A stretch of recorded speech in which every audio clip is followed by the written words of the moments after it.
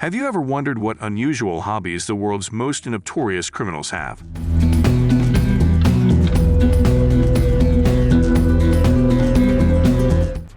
Pablo Escobar, Yo soy Pablo Emilio Escobar Gaviria. the notorious drug lord, had a zoo full of exotic animals.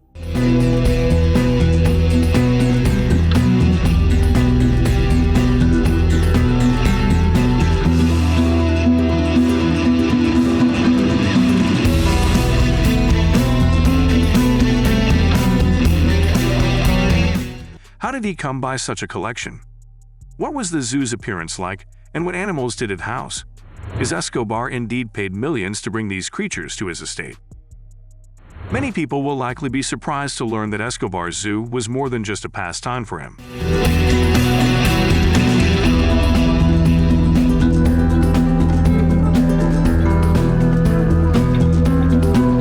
It was also a way for him to gain favor with the locals, as he allowed visitors to his estate to see the animals. But what happened to the animals after Escobar got arrested? Were they rescued, or did they perish tragically? The famed drug trafficker, Pablo Escobar, had his own zoo down there. And when he was killed, I think it was in 1993, they were able to move some of those animals out, but because the hippos were so large, it was too expensive to get them out of there, they just kind of let them loose, they ran free. Pablo Escobar's zoo story is an intriguing and often overlooked aspect of his criminal empire. It raises fascinating questions about the myth's man and the lengths he went to maintain his power and influence. Welcome back to another new video on our channel, Cartel Stories.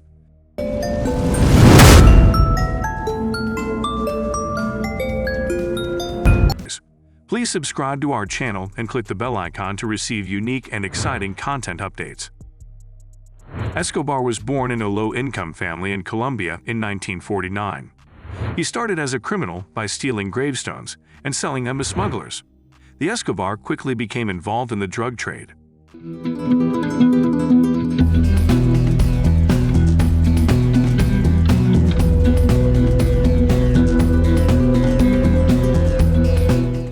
In the 1970s, he established the Medellin Cartel. This powerful drug trafficking organization would dominate Colombia's cocaine trade for years. His extravagant lifestyle grew in lockstep with his wealth and power. He owned several mansions and a fleet of planes, helicopters, and automobiles. On the other hand, his private zoo was one of his most unusual and extravagant purchases.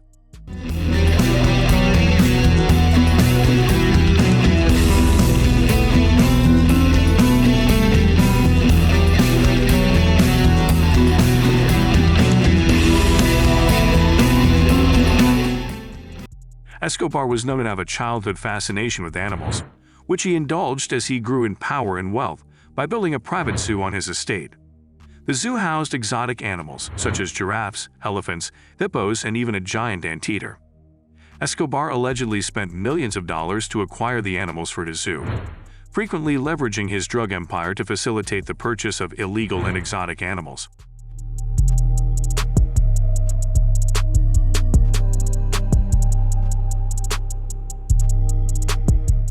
He also hired a veterinary team to care for the animals and built a private runway to transport them to his estate. The hippos were among the many exotic animals that lived in Pablo Escobar's private zoo. Escobar brought hippos to his private zoo for the first time in the 1980s. 4 hippos, 3 females and 1 male, were brought from Africa and quickly became a popular attraction on his estate.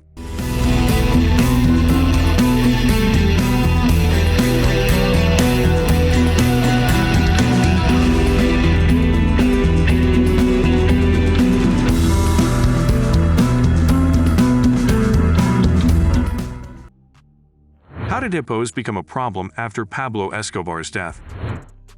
After he died in 1993, the government seized his estate, but the hippos were allowed to roam freely. As it turned out, the hippos thrived in their new environment.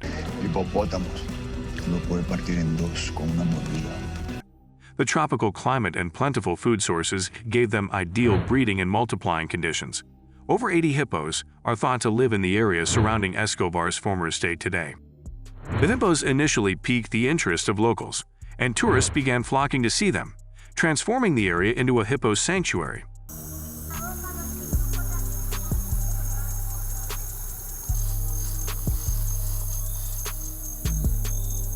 Ya hacen parte también como de nosotros, exacto.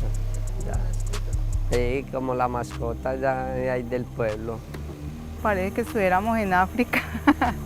Es algo pues que pocos tienen ese privilegio.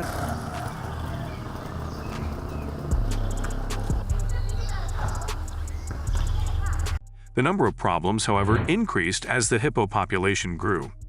Hippos are aggressive to humans because they are territorial. They, too, require a large amount of food, and their grazing has harmed the local ecosystem. Farmers in the area are particularly concerned about the hippos.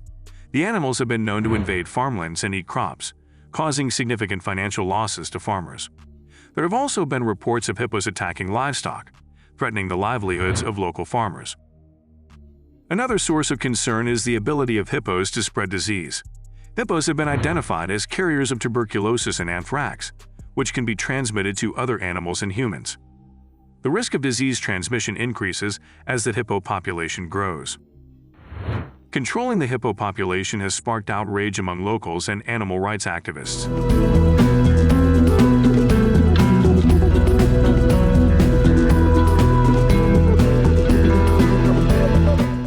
Some argue that hippos should be left alone because they pose no threat to the ecosystem. Others have suggested that the hippos be relocated to a zoo. Colombia's government has begun to address the situation. They announced hippo sterilization planned in 2018, but the initiative has encountered significant challenges due to the animal's size and territorial nature.